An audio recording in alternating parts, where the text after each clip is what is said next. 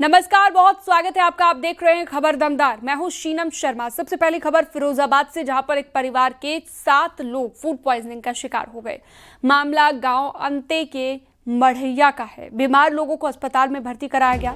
बताया ये जा रहा है कि परिवार ने चक्की से पिसवाई गेहूं के आटे की बनी रोटियां खाई थी।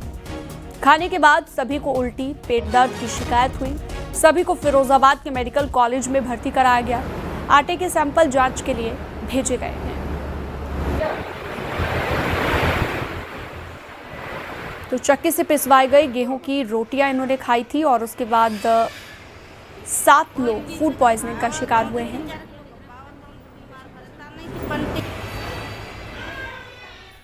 सुल्तानपुर से इनामी एनुल हसन गिरफ्तार कर लिए गए हैं। एसटीएफ ने 50,000 के इनामी को पकड़ा है। प्रतापगढ़ में जानलेवा हमले केस में फरार था। प्रतापगढ़ के रानीगंज में एनुल के मामा की कुछ लोगों के साथ चल रही थी रंजिश।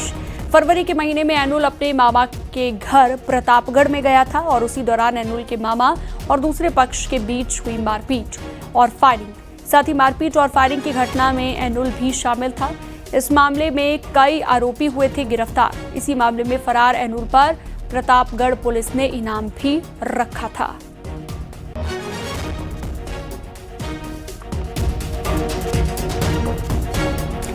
मुरादाबाद के जूडो कोच सतीश शर्मा पर एक नेशनल महिला खिलाड़ी के साथ छेड़खानी करने के देखिए, ये थाना भोजपुर क्षेत्र में हमने एक एफआईआर जो कि देहरादून से ट्रांसफर होकर आई है, उसमें ये बताया गया है कि युवती के द्वारा कि वो जूडो की प्लेयर है एवं उसके कोच के द्वारा उसको यहाँ पे इस्लाम नगर चौकी क्षेत्र में लेके आया गया एवं उसके साथ में छेड़खानी करी गई है। फिलहाल हमने इसमें एफआईआर जो देहरादून में रजिस्टर हुई थी 0 एफआईआर में, उसको अपने क्राइम नंबर पर ले लिया। इन्वेस्टिगेशन इसमें प्रारंभ कर ली गई है तथा इन्वेस्टिगेशन में जो भी तथ्य निकल के आएगा उसके आधार पर हम लोग आगे की विधि कार्रवाई करेंगे। पीलीभीत में पूरनपुर पुलिस ने 24 घंटे के भीतर हत्या का खुलासा कर दिया है। 2 आरोपियों और अमित बबलू को गिरफ्तार कर लिया गया है। आरोपियों ने 45 साल की उषा की हत्या की थी। मामला मोहल्ला हबीबगंज गोटिया का है। मुखबिर की सूचना पर पुलिस ने आरोपियों को पकड़ा है। उसके पास से हत्या में इस्तेमाल चाकू भी बरामद कर लिया गया है। द्वारा 2 युवक जो कि भांग के पत्ते तोड़कर रगड़ रहे थे, उनको मना किया गया, तो उन दोनों युवकों द्वारा जानलेवा हमला किया गया और महिलाओं पर चाकू से वार किया गया। तो महिला को जब अस्पताल ले जाया गया तो वहाँ उनकी मृत्यु हो गई। उसी संबंध में थाने पर मुकदमा पंजीकृत किया गया और 24 घंटे के भीतर दोनों अपराधियों को गिरफ्तार कर लिया गया है और उनको आगे कोर्ट में पेश कर विधिक कार्रवाई की जाएगी।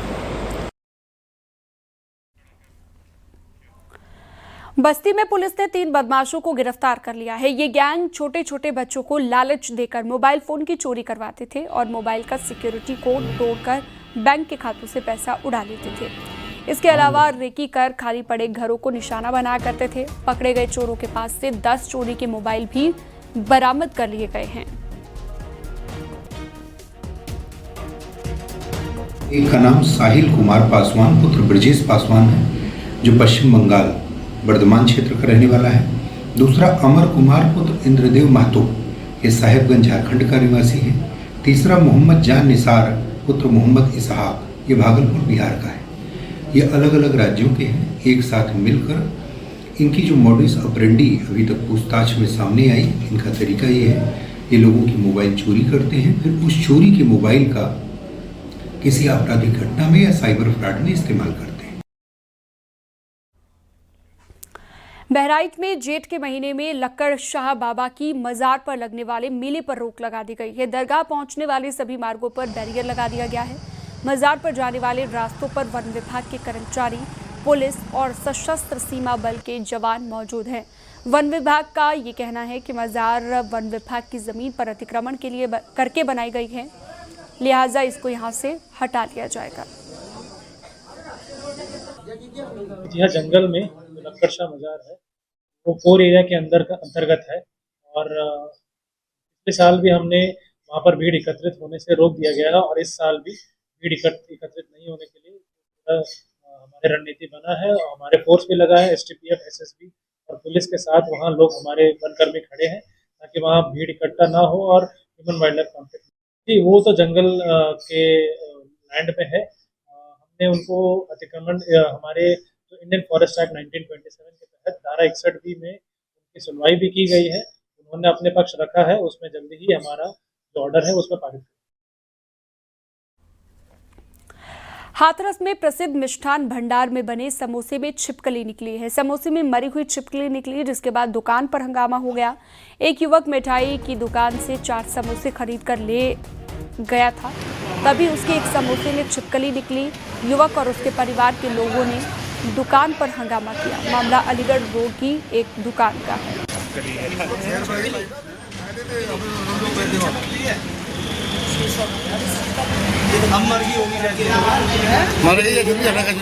क्या है?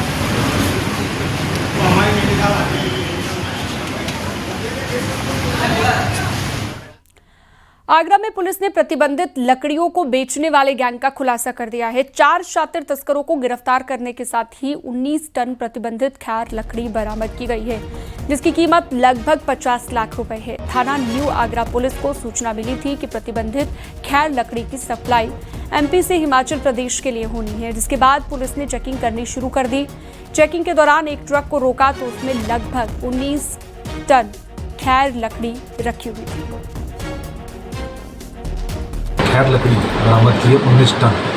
और इसमें जो इनका मोडस ऑपरेंडी था वो ये हुआ करता था कि 2 लोग ट्रक में चलाते थे और 2 लोग गाड़ी में आगे चेक करते थे कि पुलिस या वन विभाग के लोग कहीं चेकिंग तो नहीं कर रहे। इस क्रम में ये कार्रवाई हुई है। ये जो लकड़ी थी ये लोग मध्य प्रदेश में टीकमगढ़ से लेके आ रहे थे। उनके पास कोई भी ट्रांजिट परमिट नहीं मिला। 4 लोग गिरफ्तार किए हमने, शाहिद खान, जाबिर खान, देवेंद्र सोलंकी और मुकेश यादव। उसमें जो मालिक है वो देवेंद्र सोलंकी है, मुकेश यादव। ये लोग कार में जाते थे आगे रेकी करते हुए। उन्नाव में मेडिकल स्टोर मालिक की हत्या का पुलिस ने खुलासा किया है। मृतक के खाते में 26 लाख रुपए होने की जानकारी पर दोस्त ने ही हत्या कर दी। आरोपी ने अपने 2 दोस्तों के साथ पहले ATM कार्ड से पैसा हड़पने की साजिश की। जब सफलता नहीं मिली तो मेडिकल स्टोर मालिक को बियर पिलाई गई, फिर गला दबाकर हत्या कर दी गई और शव को एक्सप्रेस वे के नीचे पाइप में छिपा दिया गया। पुलिस ने आरोपी 3 दोस्तों को गिरफ्तार कर लिया है। सभी लोग 9:30 पौने 10 तक एक ही लोकेशन पर सभी लोग थे।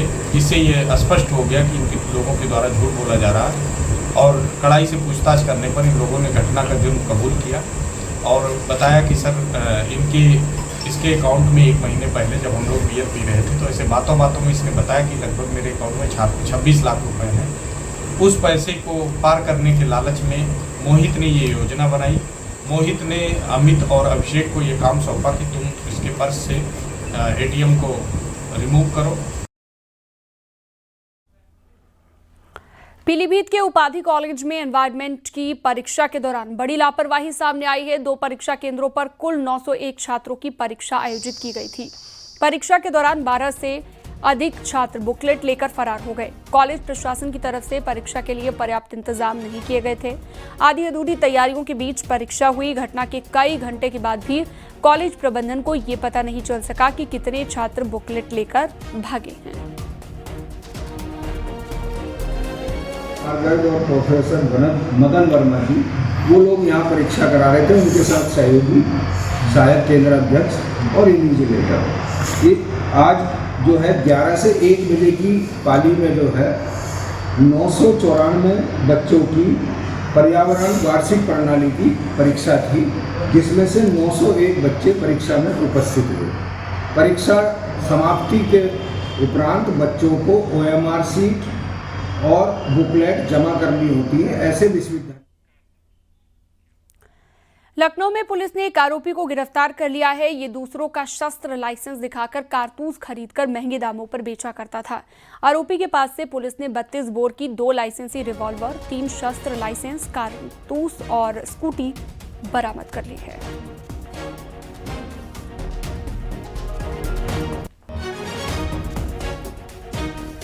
सीतापुर में सड़क हादसे में नगर पालिका परिषद की में कार्यरत क्लर्क अंकुल सेठ की मौत हो गई, जिसके बाद आज पालिका के कर्मचारियों और सफाई कर्मियों ने कार सवारों की गिरफ्तारी की मांग को लेकर प्रदर्शन शुरू कर दिया। इतना ही नहीं, कर्मचारियों और सफाई कर्मियों ने काशीराम कॉलोनी पर सड़क जाम कर दिया। इस दौरान उनकी पुलिस से झड़प भी हुई। देखते ही देखते कर्मचारियों में आक्रोश बढ़ता गया। जिसमें उन्होंने पालिका के वाहनों को खड़ा करके पूरा लालबाग चौराहा जाम कर दिया और दोषियों की तत्काल गिरफ्तारी की मांग की गई। लालबाग चौराहा पर नगर विकास मंत्री राकेश राठौर, गुरु समेत पालिका अध्यक्ष प्रतिनिधि नामिंदर अवस्थी भी पहुंच गए। एक आरोपी कार चालक की गिरफ्तारी के बाद पालिका कर्मचारी और सफाई कर्मियों ने प्रदर्शन खत्म किया। उसकी गिरफ्तारी 100% होगी और नामजद अभी कप्तान साहब और सब लोग आए भी हैं और बताई भी है और गिरफ्तारी भी होगी और सख्त कार्रवाई।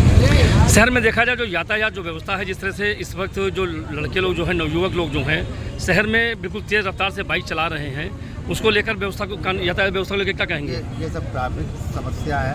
ट्रैफिक ये रात में हुआ है, दिन में तो हुआ नहीं, शायद हमारी जो ज्ञान है शाम रात में हुआ है।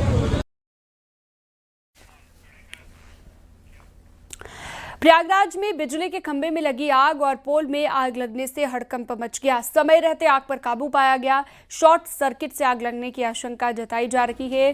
पोल में आग लगने से हड़कंप मच गया, जिसकी तस्वीर भी आप देख रहे हैं। तो प्रयागराज में बिजली के खंभे में आग लगी है।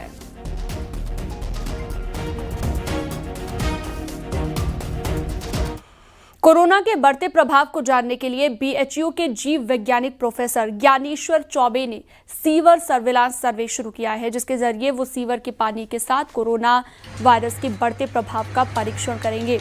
इसके लिए वो शहर के अलग अलग हिस्सों में टीमों को भेजकर पहले सैंपलिंग कलेक्ट करेंगे और उसके बाद लैब में उसकी जांच करेंगे।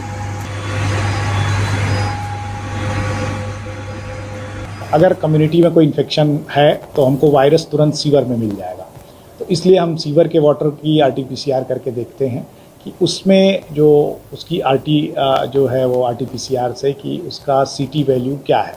अगर CT वैल्यू जो है वो लो होती है, इसका मतलब कि वायरस का लोड ज़्यादा है। CT वैल्यू कुछ भी नहीं है, इसका मतलब वायरस नगण्य है। और CT वैल्यू अगर हाई है तो इसका मतलब कि माइनर जो है वो कम्युनिटी में इन्फेक्शन रन कर रहा है।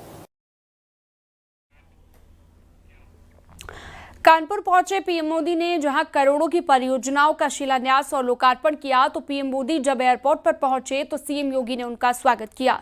पीएम मोदी ने पाकिस्तान को कड़ा संदेश दिया है। पीएम मोदी ने कहा, आतंक पर अब नहीं झुकेंगे, ऑपरेशन सिंदूर अभी बाकी है, जहां रहोगे हौंक दिया जाएगा। ब्रह्मोस मिसाइल का नया पता अब उत्तर प्रदेश है। और आप सब जोरदार तालियों से उनका तो आतंकी हमलों का करारा जवाब दिया जाएगा, ये क्लियर कर दिया गया है प्रधानमंत्री की ओर से। दरअसल वो कानपुर पहुंचे हुए थे, जहां पर संबोधन के दौरान ये तमाम बड़ी बातें प्रधानमंत्री नरेंद्र मोदी ने कही हैं और करोड़ों की सौगात कानपुर वासियों को दी गई है। आनंद कर रहे हैं, आत्मनिर्भर भारत की परिकल्पना को साकार कर रही है।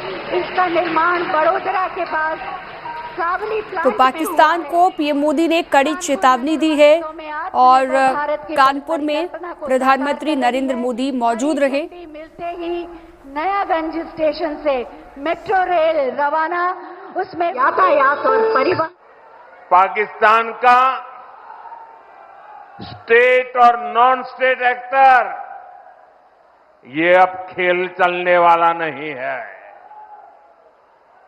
अगर मैं सीधी कानपुरिया में कहूं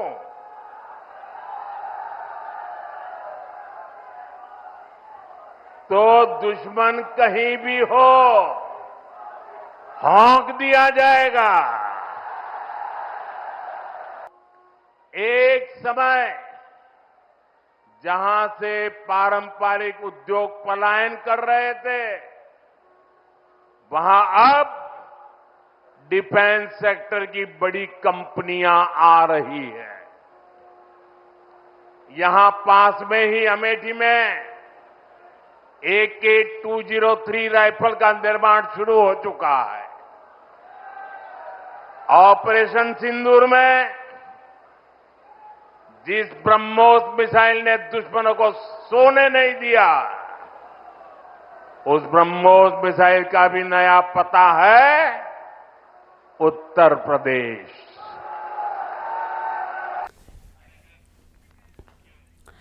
कानपुर में सीएम योगी भी पीएम मोदी के कार्यक्रम में मौजूद रहे। ऑपरेशन सिंदूर पर सीएम योगी ने कहा कि पीएम मोदी के मार्गदर्शन में सेना ने शौर्य दिखाया। और अब जनप्रतिनिधिगण श्री प्रकाश सर, श्री राम। आदरणीय प्रधानमंत्री जी के मार्गदर्शन में भारत की सेना के शौर्य और पराक्रम के कारण आज पूरी दुनिया भारत के शक्ति और सामर्थ्य को एक उदाहरण के रूप में मान रही है। बहनों और भाइयों, भारत की न्यू डिफेंस पॉलिसी,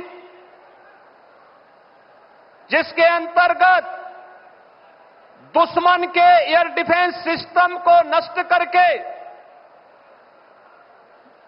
भारत के सेना ने जिस शौर्य पराक्रम का परिचय दी करके भारत की सुरक्षा को पुख्ता इंतजाम करने का उदाहरण प्रस्तुत किया, यह प्रधानमंत्री जी के द्वारा 10 वर्ष पूर्व प्रारंभ किए गए मेड इन इंडिया की उस ताकत का भी एहसास दुनिया को कराता है जो इस बार ऑपरेशन सिंदूर के माध्यम से दुनिया ने देखा है।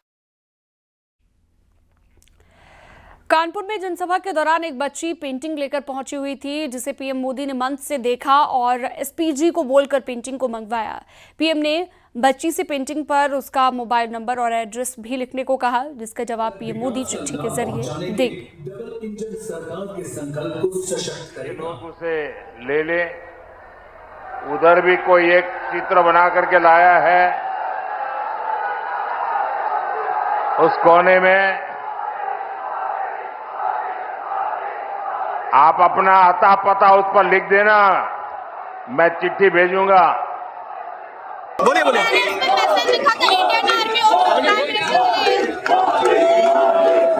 कैसा लगा आपको पीएम ने आपका पोस्टर लिया आज का?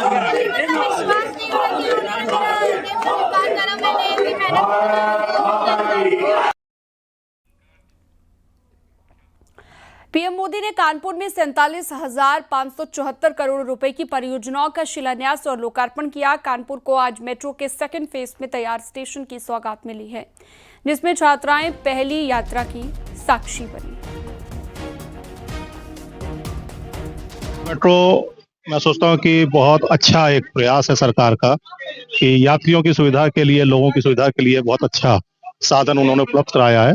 मैं इसके लिए बहुत बहुत धन्यवाद देता हूं सरकार को, और आगे भी उम्मीद करूंगा कि और भी ज्यादा लोगों के सहयोग के लिए हमें ये सारी चीजें उपलब्ध होती रहें। यहाँ पे अन्य बच्चे भी हैं जो बच्चे आज सुबह से यहाँ आ गए थे और हाथ में तिरंगा झंडा लिए हैं। उनसे जानते हैं, बेटा क्या नाम है तुम्हारा, कैसा महसूस कर रही हो मेट्रो? बहुत अच्छा। क्या कहना चाहेंगे, कानपुर मेट्रो शुरू हो गई है? बहुत अच्छा है, सबके लिए, हमारे लोगों के लिए साधन सही है आने जाने के लिए। आप क्या कहेंगे बेटा, क्या नाम है? निहारिका। कहाँ से आई हैं, कहाँ रहने वाले? कानपुर गोविंद नगर। कैसा महसूस कर रहे हैं? बहुत अच्छा। पीएम मोदी जब कानपुर पहुंचे तब उन्होंने एयरपोर्ट पर ही पहलगाम आतंकी हमले में मारी गई यूपी के शुभम द्विवेदी की पत्नी ऐशन्या, मां सीमा और पिता संजय द्विवेदी से मुलाकात की। शुभम के चाचा मनोज द्विवेदी ने बताया कि पीएम परिवार से मिलकर भावुक हो गए। ऐशन्या और शुभम के पिता की आंखों से आंसू निकल आए तो पीएम ने ढांढस बंधाया, कहा कि आतंकवाद के खिलाफ ऑपरेशन सिंदूर।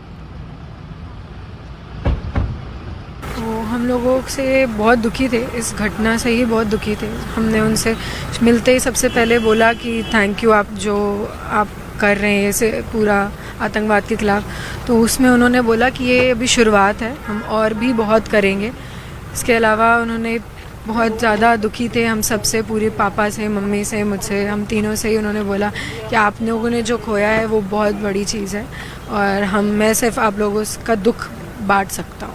जो हमारे साथ घटना हुई है वो कष्ट जीवन पर्यंत नहीं खत्म होगा हमारा, मरते दम तक जो घटना याद रहेगी। किंतु निश्चित तौर पे जो उन्होंने कार्रवाई की है आतंकवाद के सफाई के लिए, आतंकवादियों के सफाई के लिए, उससे कहीं ना कहीं हमें राहत जरूर मिली है। ऑपरेशन सिंदूर के बारे में कुछ चर्चा हुई प्रधानमंत्री। मैंने उनसे बोला कि ऑपरेशन सिंदूर जो आपने नाम रखा है उससे बहुत कनेक्ट हुआ है देश, और वो पीड़ित परिवार जिनके अपने गए हैं, वो बहनें और माताएं, बहुएं जिनका सिंदूर छीना है उन आताइयों ने, निश्चित तौर पे उनको बहुत ऐसा लगा जैसे उनके सिंदूर छीनने वाले को नष्ट करने की कार्रवाई हो रही है। ये माँ। और अगली खबर है सोनभद्र से। आज पीएम मोदी ने ओबरा राज्य उत्पादन निगम की ओबरा सी तापीय परियोजना 660 मेगावाट क्षमता वाली पहली इकाई का वर्चुअली लोकार्पण किया। 13,005 करोड़ रुपए की लागत से बने इस प्लांट से 6 लाख से ज्यादा परिवारों को बिजली मिलेगी। ओबरा सी की पहली इकाई पहले ही कॉमर्शियल लोड पर आ चुकी है। दूसरी इकाई को भी फुल लोड पर लिया जा चुका है। अगले महीने से ये शुरू भी हो जाएगी। हमारी ओबरा की जो लोकल जनता है उसको काफ़ी एम्प्लॉयमेंट मिलेगा और यहाँ के जो बाशिंदे हैं उनको भी काफ़ी ज़्यादा फायदा होगा। मिर्जापुर पहुंचे निषाद पार्टी के अध्यक्ष संजय निषाद ने बड़ा बयान दिया। संजय निषाद ने कहा कि अपर कास्ट आयोग होना चाहिए, मछुआ जाति आयोग होना चाहिए। आयोग का काम सबको न्याय दिलाना है। अनुसूचित जाति आयोग है, पिछड़ा वर्ग आयोग है, तो अपर कास्ट का भी आयोग होना चाहिए जो आरक्षण दिया गया कि कहीं उनके लोग तो लूट तो नहीं रहे हैं। मान लीजिए जो धनी है वो गरीब का जो दिया गया था कि जिनका आर्थिक आधार पर नीचे है उनका जो है उन्हें नौकरी शिक्षा में दिया जाए। तो ऐसी में आयोग नहीं रहेगा तो उन्हीं के लोग ही बड़ी मछली छोटी मछली को खा जाती है। सिक्किम के उत्तरी मंगन जिले में गुरुवार की रात को हुए एक दर्दनाक हादसे में एक पर्यटकों से भरी हुई गाड़ी तीस्ता नदी में जा गिरी। इस गाड़ी में 11 पर्यटक सवार थे। हादसे में एक व्यक्ति की मौत हो गई, 2 लोग गंभीर रूप से घायल हुए हैं और 8 अन्य पर्यटक अभी भी लापता हैं। यह हादसा लाचेन लाचुंग हाईवे पर हुआ, जहां पर वाहन करीब 1000 फीट गहरी खाई में गिरकर तीस्ता नदी में समा गया। लापता पर्यटकों को ढूंढने के लिए राहत बचाव कार्य जारी है।